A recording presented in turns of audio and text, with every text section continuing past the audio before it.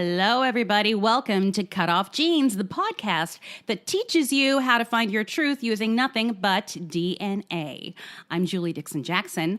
I'm a genetic genealogist, heretofore known as a Gen Genie. And I'm Renee Colvert, heretofore known as a question asker. And I am Richard Castle, a question answerer. No, wait, I'm the producer. Who does answer a lot of questions for us, frankly. You're pretty good. In fact, we had a little technical difficulty, and you fixed it in 30 seconds No, flat. we didn't. There was no technical difficulty. Oh, sure. I don't know what you're talking everything about. Works great in podcasting. The technical difficulty was I put my dog Buddy away because he was being a little aggressive with his barking. Just when I posted a picture of him online, too. That was the cutest picture that has ever been taken of my dog. Yeah, it's pretty great. You're welcome. All right. You guys need to check it out because it's really cute. Go to it's on the Facebook page Yes. now. I did it today. Anyway. He's Bloody so ball. cute. He's such a good buddy. He's a good buddy. Yeah. He I will has some. try to break him out at some point during this podcast. Yeah. Just so you know. Okay. I think he has some emotional issues, but who doesn't? Yeah. Yeah. You know. How was everybody's week? Anyone got anything to share? Anyone? Well, now, as musical theater kids, what we didn't touch on last week is the Tonys. Did we like them? Yes, we did, didn't we? Yeah, I liked it a lot. I really liked the host this year. I have one issue with the Tony Awards. Do you want to know what it was? Please do. I didn't win one.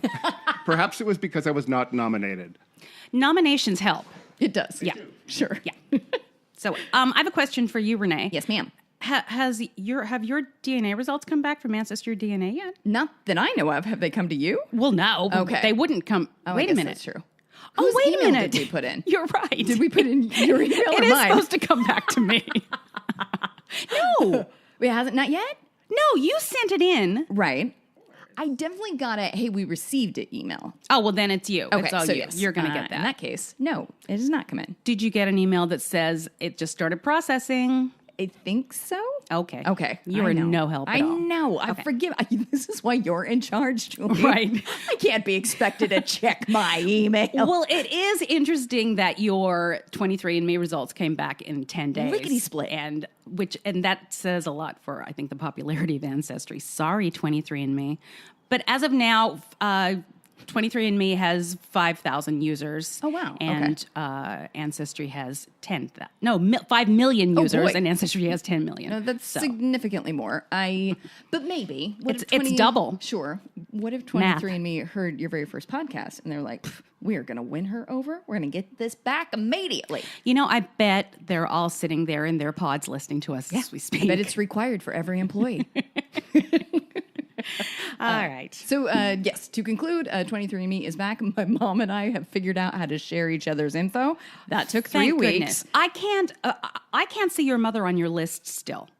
And she must be super private, and then it's just who she wants to share with. All right. I'll yell at her. Okay. Well, and also, it said a couple of people are related to you on your mother's side, and they're not. Right. So I don't know what is up with that. Curious. I have to tell you that Mom is tuning in. She loves it, loves the show. But because of you and your research, it started a conversation with my grandpa, her dad, because you found on our chart that just men were slowly leaving the family. Yes. So my mom asked my grandpa about his grandma, and they got the best stories. I guess she was difficult to work with and would consistently just kind of move about because people couldn't stand to be around her. Point is, this podcast brings families together. It does. By It starts discussing why they conversations. left. Yeah, Hey, whatever works. exactly. Okay. So let's get into Corrections Corner. Yes. Please. So this is from 2 episodes ago, episode 6. It really bothered me. I had a debate with myself, and you guys ignored it, about how is Appalachian pronounced. Sure. And the truth is, it's pronounced however you see fit. Okay. So I prefer to pronounce things the way that natives do. Got it. Like, I don't like to say Iraq. I like to say Iraq because that's the way Iraqis Fair. say it. Okay. And Appalachians pronounce it Appalachians. Yeah. You can pronounce it Appalachians. It's also correct. However, what you're doing is telling Appalachians that you are not from there. I'm okay with that. All right. Yeah. Yep. I like Appalachian. I'm going to pick that one. Which one are you picking? Appalachian. All right. That's fair. Rich, you want Now to? you want to weigh in on this? I'm going to toss my vote in for Appalachian because I want people to know I'm not from there. Oh, There we go. Yeah. It's nothing about them. It's Shade just for Appalachia. No, you know what it is? It's like when you try to speak, if you know a Spanish word, or say you go to a Mexican restaurant and you order something and you try to put the accent on it, and they just look at you like, come on, gringo. Honey, Like buddy. a newscaster? Yeah. Buddy, you're Newscasters trying have so full-on hard. American accents, and they pronounce Hispanic words as if they just. Well, apparently I've lost this battle, but I'm saying Appalachia. Okay. No, that's fair. That's good because you're kind to the people to want to be part of them. Whereas Rich and I are like, nah. I love how you keep coming back with "you are kind." You are. You are You are Miss good. Congeniality, and you is kind. You is good, and what was the third part? Nope. You Okay. as Julie? Is it? No, it wasn't that personalized. You All was right. Julie. All right. Second part. Last week during my epic Odyssey story time, I accidentally referred to Isaac and Gertrude as my grandparents. They were indeed my great grandparents. I'm sure nobody noticed that. And also, Yes. we accidentally edited out a part that explained why Gertrude, and that's because we went on about the Cluny Castle thing forever. Oh, sure. And so Rich decided that we didn't need that. But When he's right, he's right. accidentally Yeah. accidentally deleted the fact that when Gertrude got on the boat, she was pregnant and had the baby on the boat, and then they got to Australia with 2 babies. See, when I hear my voice on the podcast, when I'm playing it back and editing it, I just figure, let's put more of me in. And anything else just falls by the wayside. I'm sorry, people. Yes, Gertrude got pregnant on the boat. Well, she didn't get pregnant on the boat. She was because she was by herself. She got on the boat pregnant. If you want to be pedantic. So it wasn't really like the Love Boat. Thank you. I like Rich's version better. She got pregnant on the boat. She had a baby on the boat. She had a good time on the boat. That would be a long journey to get pregnant on the boat and have the baby. Oh, God help us. All right. Okay. It gives new meaning to when people used to say, how was your crossing? I'm trying to decide if that's a Catholic. And silence. That one really hit, Rid. That was great. Wow. That one brought the house down. Somewhere out there Too in far. podcast land, someone is laughing. Even if it's at me, you. I'll take it. All right. So I remembered something this week that I thought was interesting, and I decided to go back and research it or look at it because Yeah. I think it would be a fun thing to talk about. So Yes. it started in October of 2015. Okay. And the headline was, "The Queen has commanded Britain's most senior judges to decide if DNA evidence can be used for the first time to settle a dispute over a hereditary title in a move that could have far-reaching consequences for the aristocracy." Ooh, So, that's a long headline. I know. Well, okay, it's not a headline; it's the first paragraph. Got it. The headline was something like, "Royals are scared." Right. You'll never believe number 8. Yeah. Headlines are weird. Yeah. Yes. Okay, so she ordered the most senior judge and 6 other justices in the Supreme Court to rule on whether or not DNA could be used on deciding who got to take over this title of a baronetcy. Okay. Okay. Yeah. The feud was unexpectedly sparked by an innocent family tree project involving a distinguished lineage dating back to the 13th century. Scientific analysis, basically DNA tests, dramatically revealed that the last baronet came from a different bloodline to his relatives, suggesting there may have been an illegitimate child in a previous generation. An NPE, you guys. The 2 rival branches of the family have now spent thousands of pounds on a legal battle over which is the true lineage. So basically, I'm going to break this down for you what exactly that means. Please do. It started with, so Sir Norman Robert Pringle of Stichel was the 8th baronet Okay. of Stichel, I guess. And he was born in 1871 to 1919. He was married to a lovely lady named Florence Mabel Vaughan, who turns out wasn't. Lovely. Yep. And her first son was Sir Norman Hamilton of Stichel. Okay. Pringle. No, Sir Norman Hamilton Pringle of Stichel. Okay. And then he also had a younger brother named Ronald Stewart Pringle. Okay. So after Sir Norman A fun passed, family of 4 fitting I in a know. minivan. Yes. Yes. So after Sir Norman, the 9th baronet of Stichel passed, it went to the 10th.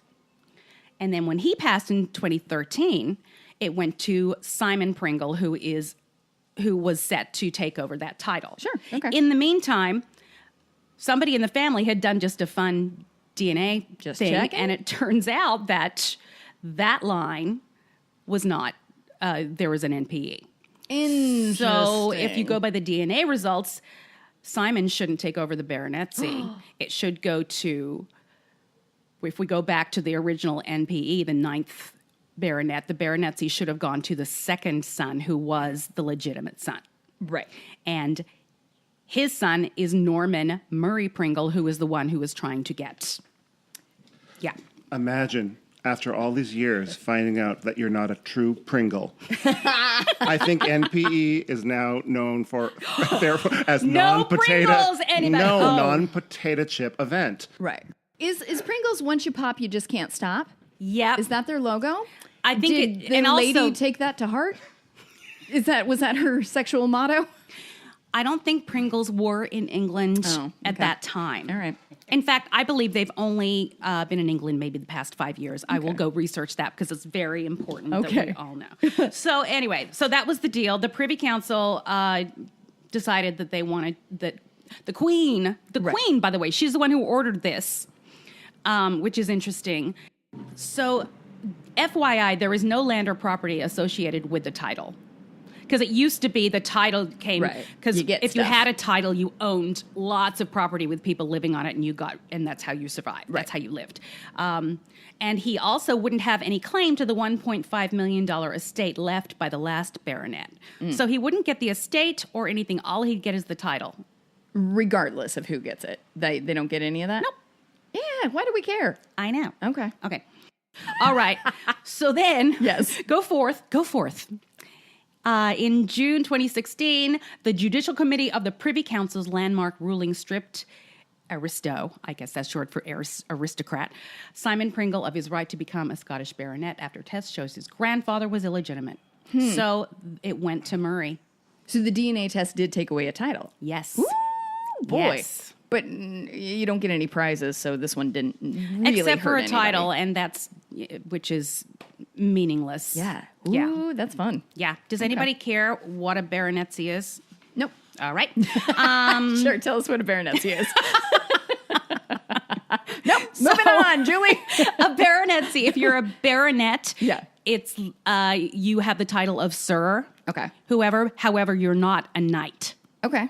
So you have a Sir like knights, but knights are not able to pass their title on to their offspring, whereas baronets are. Okay. Gotcha. I don't know why that matters. You know what's so funny about this is though this one had no consequence and no it sounds like people's feelings got hurt a bit. Yeah, but it could for others. It happened here, then it's got to have happened many, many times throughout history. It didn't happen here, it happened in England. Forgive me. Sorry. In this situation. Oh, I see. Yes. So, but it's curious, who were the kings and queens who got the title and weren't necessarily the title? And that is what we're going to talk about now. Sorry, I didn't read the outline. All right. So there is no outline. Okay. So if you recall, in 2012, Richard III's remains were found under a car park in Leicester. Did you know that? Yes. All right. And they did DNA testing, and the bones proved that it was likely Richard III. Okay. So there were 5 anonymous living donors that all DNA tested to help to clarify this. And it turns out that there were probably a couple of NPEs on Richard III's line. So one may argue that Richard III wasn't legit. Yeah. However, the actual royal bloodline has been broken up several times. Sure. Anyway, so in fact, Richard III was beaten on the battlefield by Henry VII, Henry Tudor, Henry VIII's father. Okay. And because he was a Tudor and Richard III was a Plantagenet. So that's when the Tudors took over the royalty. Gotcha. And he literally picked up the crown off the battlefield and put it on his head. I mean, that's one way to get it. It's as if I was there. That's what I heard. And I believe everything I read. Yeah. So it's actually been broken up a couple times. That's nuts. Right. There's also the thing about would any of the real royals take DNA tests? My guess is no. Yeah. I mean, why? I would, because it's just, if somebody else, I would be bummed. Like, if this whole time I should have been a princess.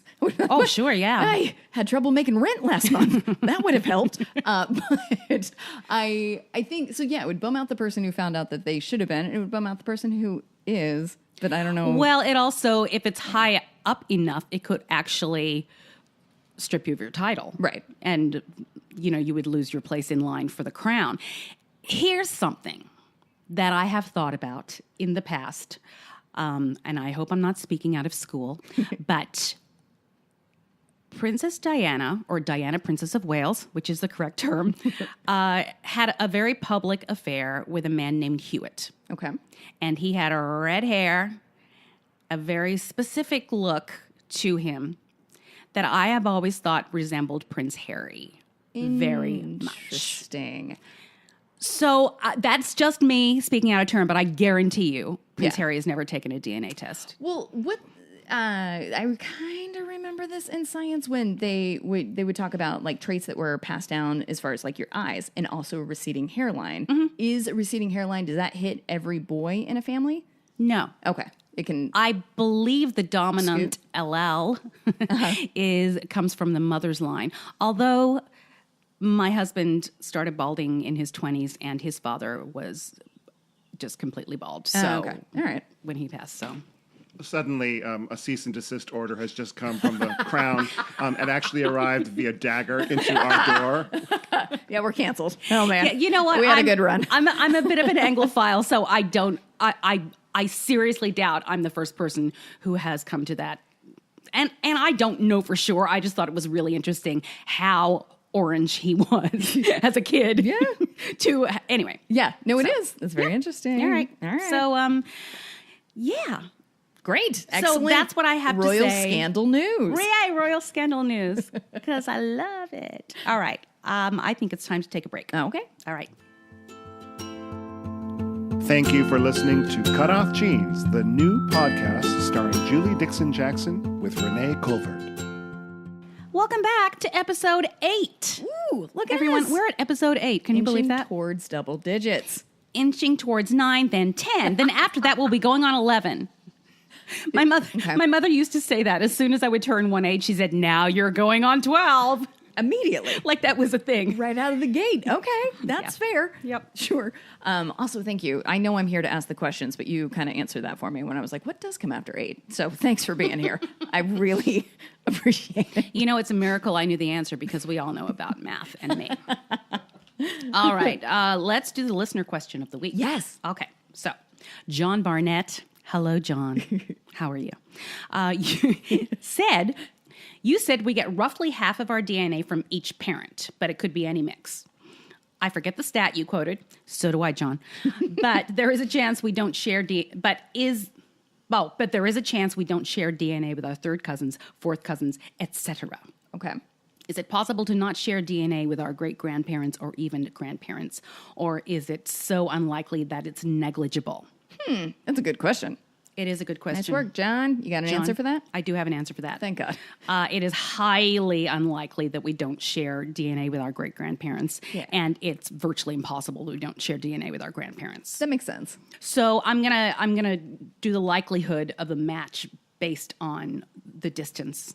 Great. That you're Yeah, because I was just going to be like, well, how far can you cast that net? So a first cousin or closer, meaning a sibling, a half-sibling, a grandparent, blah, blah, blah, you have a 100% chance of matching. Great. If you do indeed match. Sure. Second cousin, where you share common great-grandparents, 99%. Okay. Then we get to third cousin. Right. And it drops by 10%. It's still not much. Yeah. So 10% of our third cousins won't match us. Okay. Fourth cousin, 50%. Okay. Big jump there. That's you share 3 times great-grandparents. And fifth cousin, 10%. And sixth cousin, just, maybe around 2%. Look at that. Okay. Okay, so you got to really delve into the cousin area to start getting a chance of not matching. Because if you just go straight up your grandparents, you're always going to match? Yes. You're all, well, except you may not Oh, you wouldn't match them anyway. Yeah, you may not want beyond 5 times great grandparents. There's a very small chance that you're going to match. Okay. However, sometimes you do. If there happened to have been an uncombined piece of DNA that just went from person to person to person Right. down, Okay. that just you managed to. No, that makes perfect. Yeah. I'm trying to remember it for me that 5 up and 6 over is when it stops. Atta girl. Hey, thanks. Oh, 5 up and 6 over. That's There you good. go. Yeah. Oh. So go up 5 over 6. Nope. You're no longer Stop related. using numbers. All right. So here's an example of this. Oh, first I'll say the moral of this story is test as many family members as you can. Right. Because if you are trying to figure something out, a brick wall that's beyond third cousins, you may not match them, but your sibling may. Wow. That's cool. Yep. Okay. I like that. Here's an example within my family on Yes. my illustrious priest line. I found a second cousin 2 times removed, and his nephew that is a third cousin 1 time removed. Okay. Okay. Yep. And that is one of the ways another way that I've confirmed that I came from Alexander Priest. Right. So the nephew shares more DNA with me than the uncle, which doesn't sound right. Not at all. Because he is 1 generation more diluted. Right. And the uncle has the same father and the nephew has the same grandfather. Right. Keep in mind, what happened was Yeah. that the uncle's brother, who is the nephew's father, obviously didn't inherit as much, a certain level of DNA from the priest line. Right. Obviously, the nephew got a big chunk of it unrecombined, which matches me. So when and this is something that happens, guys, they're called outliers. If on my match list, the nephew is way up at like second to third cousin. Sure. And the uncle is down to 4th to 5th cousin. I have a question about this, Julie. Is this have to do with like recessive genes when they talk about like when you see a family of where 4 kids have a dark black hair and then there's a blonde kid in there and somebody goes, "Oh my God, what happened there?" And it just might be that some great grandparent was blonde or something. Is that the same? That's exactly the same thing. Cool. You inherit 50% of each of your parents' DNA, but random bits. That's why our ethnicity estimate is just an estimate. Mm-hmm. Keep that in mind, everybody. And I may have 75% Irish and British, and my brother may have 40% Irish and British and much more German. And it seems, just by looking at that, it seems like, well, we must not be related, or there's an NPE. Don't jump to conclusions over ethnicity. Yeah. People do that all the time, and they freak out. Right. So you have to look at your matches, and you have to see. That's really the only way to do it. Okay. All right. So here comes the genetic genealogy phrase of the week. It's an acronym. Oh, I love it. Oh, I love what are we an gonna come acronym. up with? Okay, let's see if I can You guess ready? it. Yep. MRCA. Sure. My Renee can't Add. answer any questions. Your Also Renee. add, yeah. Is that how we refer to ourselves I now? was just going to give you My a little Julie. slogan. I was just, when you present this to people, when you're pitching it in the room, I want you this to call is my me. MRC, Right. AKA my Renee can't answer questions. Right, there you go. Exactly. I like it. You ladies are like those weird twins that make up secret languages. That sounds like us. Weird twins. Okay, so I'm pretty sure I got it right, but I hate to surprise me. disappoint you. Okay. MRCA stands for Most Recent Common Ancestor. Oh, yeah. And Okay. it speaks for itself. Cool. So basically, in triangulation, what we're trying to do is identify our mutual most recent ancestor that makes us a group, Cool. if that makes sense. You'll also hear the term matrilinear and patrilinear, Okay. referring to the MRCA on the mitochondrial line. Okay. So the most recent common ancestor you have on the mitochondrial line is called mitochondrial Eve. Oh. And I think you know where this is going. Where's mitochondria Adam? Yes, and the Y chromosome line is called Y chromosomal Adam. Love it. Love it. Isn't that exciting? Oh, that's real fun. Yep. So that is our phrase of the week. And so if somebody says, "What's your MRCA?" what they're asking is, "Who's your most recent common ancestor?" And then you go from there. That's real fun. All right. Okay. I think we need a break. Thank you for listening to Cutoff Genes, the new podcast starring Julie Dixon Jackson with Renee Colvert. Welcome back to the show, everybody. Yahoo! Yahoo! We're back. It's segment 3. You know what that means? It's time for a story. It is time for a story.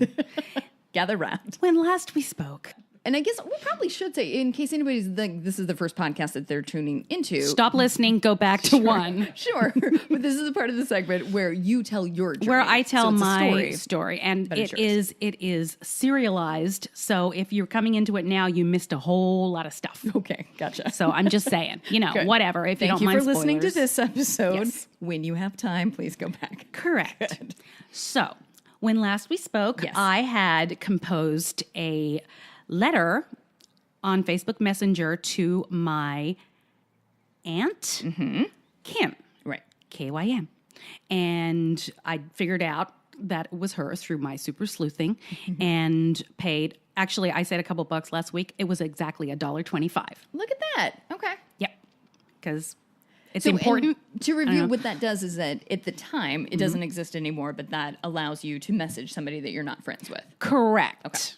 Now it's changed. It would go, I think if you had something, requests go into, at the time, into your other mailbox. Right. But there was a way to know if you had something in there. Oh, interesting. That's Now what it was. you Okay. get message requests. Okay. So it says, so you know to look in your other box. We got a message going So out. I sent it. And then I went to bed. And I waited. 24 hours went by, nothing. Of course, every 2 minutes I'm looking at it. Right. And, there's a little check mark next to it that and then a picture of them, their icon comes if they read it. Yeah. And she had not even read it. I kind of like that. That you're just like, it wasn't they read it and didn't respond. Yeah, at least you know that. Yeah. Yeah. So then I went to whitepages.com, which is the thing in Australia. Yeah. And I found her home number. Some people are still on there. Wow. Some people still have landlines. Crazy. And I called it repeatedly because hoping that a machine would come on or something. But Right. there was no machine. Oh, yeah, and yeah. thinking maybe she's on the other line and she would get, I don't think call waiting is a thing in Australia. Isn't Maybe that not. crazy? I like to believe that it is. And she just had a beep the entire conversation of you being like, no, I will get through. So I kept calling. Another day went by, no answer, no movement on Facebook. All right. 3 days went by. Yes. How are you feeling? I am anxious. Yeah. I am on the cusp of a new reality and Yeah. nothing is happening. Yeah. And I think everybody knows that I have a little issue with patience. It's so hard to be patient. Now, do you have a tip into despair? I'm pretty, like, if it's a job, when it's the time that I think it should come in, I give it like 24 more hours and then I tip into despair. I'm like, I'll never be hired again. Here's the thing. I don't tip into despair. I just take a different route. Oof. Yeah, that's the way you should Once do I it. feel myself tipping into despair, even though people said, oh, don't do that, I'm like, I'm doing it. Yeah, I got to get an answer. Yeah. Exactly. Okay. But nobody had tipped. Nobody, I had not tipped, but I was coming close to tipping. Remember, it was the summer of fog, and I wasn't paying attention to anything but this. Sure. So I decided to move on to the next option. My instinct was to reach out to Dewey. As you recall, I'm calling my 3 half siblings Huey, Dewey, and Louie. Good. I reached out to Dewey because she seemed the most accessible. Okay. And I'm just going by her pictures. Yeah. But, No, but you can kind of, if somebody's like gregarious and kind of extroverted, you can see that in a picture. I guess, yeah. think. I don't know. So I went to her page, and did you know that some people have their pages don't have an option for you to friend them or even send them a message? Yeah. Yeah. I think I've seen that. That's so annoying. It's not great. Yeah. It's It has to do with the privacy settings. And hint, Barbara Streisand, I still want to friend you. You think it's the real Babs? So she didn't have it. So I moved on to Huey. okay. And I wrote a quick note and just said, hey, I'm trying to get in touch with your Auntie Kim. Would you please give her a nudge and ask her to check her Facebook messages? Perfect. Paid $1.25. Send. Great. On it goes. Yeah. Still no response. Yeah. Nothing. Okay. I'm not sure. I don't think she opened it at all. Okay. Yeah. Nothing. Okay. Okay. At this point, it's excruciating. Of course it is. I'm getting close How to many days are we? 5. Yeah. That sucks. So after 5 days, I decided to reach out to Kim's son. Yeah. On Okay. Facebook. She has 2 sons, and they were both on Facebook, and Smart. were quite active because I stalked them.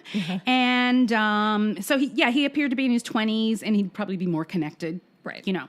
So I wrote him a quick note. Hey, I'm trying to get in touch with your mom. The phone number I have for her doesn't seem to be working. And that sounded like I knew her. Of course. Too, Sometimes I think that's okay. Sure. Yeah. I mean, I didn't lie.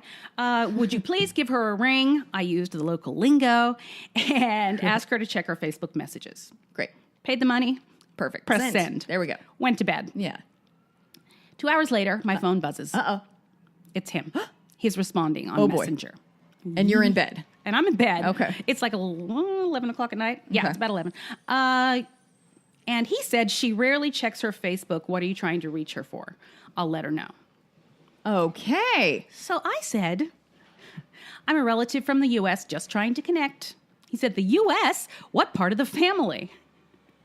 I said, Brant, it's all in the message. Yeah. I was trying not to sound impatient. Yeah. And then he went, Brant, question mark? Clearly he didn't know that hadn't name. heard anything. Okay. Yes. And I said, yes.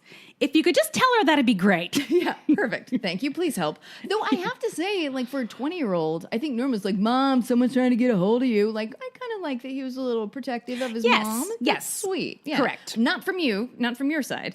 But I from mean, his. and again, Right. I appreciate respectfulness. But I also need my answers. Jason Gould was the same when I reached out to him out to Barbara. And he was like, what do you want? I'm like, can you just give Barbara the message? The number I have for her It's isn't all right. in the message. Maybe she's down in the mall. That's the buyer seller reference. It's a play. All right. So, he said, yeah. I said, if you just tell her, that'd be great. And he said, no worries. I'll let her know. I said, thank you so much. Perfect. And then I laid there staring at the ceiling. Then 15 minutes went by. New message. She says she has no message. And I said, did she check her inbox? And he said, yes. And I said, okay, I'll send it again. Great. This went on for an hour and a half. Hey. She's just not getting him? She was on her phone, and maybe you can't find them on the app. Yeah. No, I think... There are a lot of people, especially in Australia, who don't have laptops or desktops at all. Right. And they literally do everything on their phone. Okay. I can't imagine. Yeah. But that's just me. Anyway, so I said, I'll send it. An hour and a half came back. Finally, he said she found the message and would get back to me soon. Great. Also, what a cool kid to like be that involved, talking to his mom. I love it. Yeah. Bless He his could have heart. easily gone to the roller rink, stuck around. The roller rink. Is that what 20-year-olds in Australia do? No. No? All right. Well, I guess I'll have to research this a bit more. That's what 20-year-olds did 30 years ago. All right. So I was exhausted. It was 12:30, and so I just fell asleep. At this point, I know she's seen it. Yeah. So I can just relax. You did it. Congratulations. I went to sleep. It's a victory. I know. Yes. And then I woke up at 4:35 a.m. to check my phone. Right. And there was a message from Kim. Okay. It had come in at like 1:30, I think. Okay. So But also, it's kind of nice that sleep helped you play it cool. You're like, yeah, listen. yeah, I'm like, hey, I'm good. I got things. I'm doing I'll get things. back to you when I can, when I want to. No. He said, hi, Julie. I am in shock, but it is really nice to know that I have a niece. Aw. I will message you later about how we should approach this. This is exactly what I wanted. Right now, I'm still trying to take it in. Of course. That's incredible. Yes. How did it feel to be called a niece? It was nice. I mean, I've been called a niece before. Sure, yeah. But I am a niece. Right. But from your actual like bloodline, like it's kind of Yes, my paternal bloodline. Yeah. Yes, it was swell. Yeah. All right. I like that. Great response. Yes. Good job, Kim. Yes, she's divine. Okay, she said, I just wanted to let you know that I received your message. So she's basically saying, I need to take a little time. But yeah, I received it. And then she said, Malcolm has 2 other daughters, a son, and 9 grandchildren. I will message you tomorrow. Regards, Kim. XX. She gave it little kisses. Oh. Yeah. And so out of the gate, you've got 2 stepsisters. And a stepbrother, or half. Okay. Half sisters and a half thank you. brother. Yes. And an aunt. Half aunt? Yes, half aunt, because they have different fathers. Okay. All right. So And I just responded, totally understood. Yes, I know about Huey, Dewey, and Louie.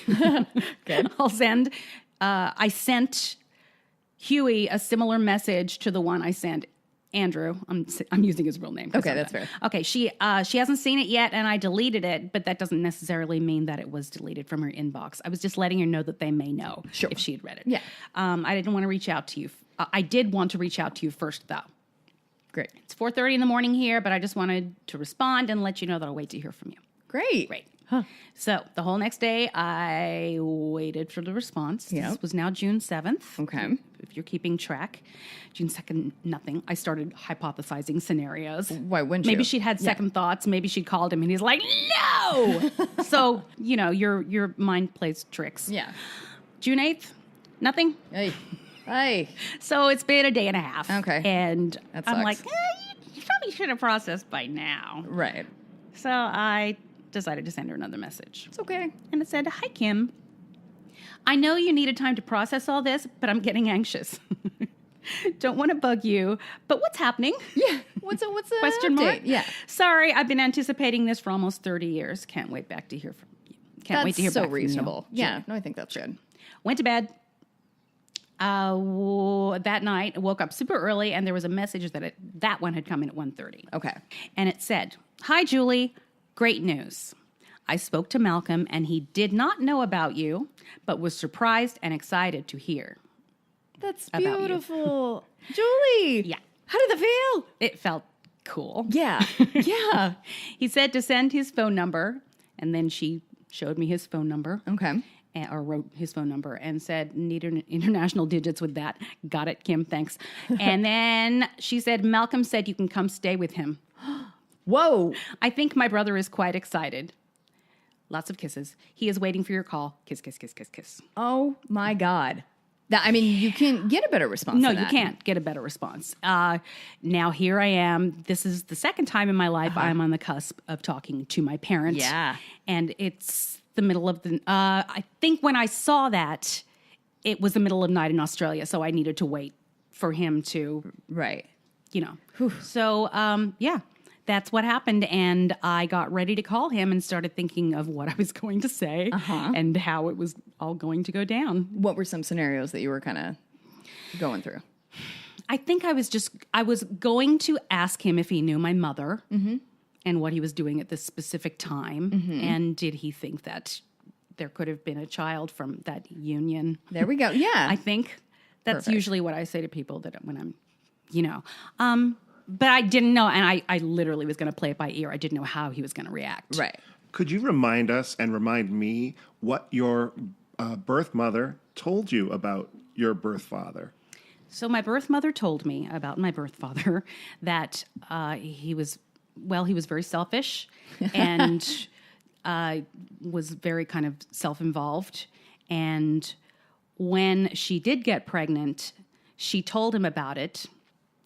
And they were alone together, and he responded like, oh, okay, well, what are we going to do about that? And then when they went to see his mother, she told his mother, and he denied it. So he didn't want anything to do with that. So there are different versions of this story, obviously, between the parents so far.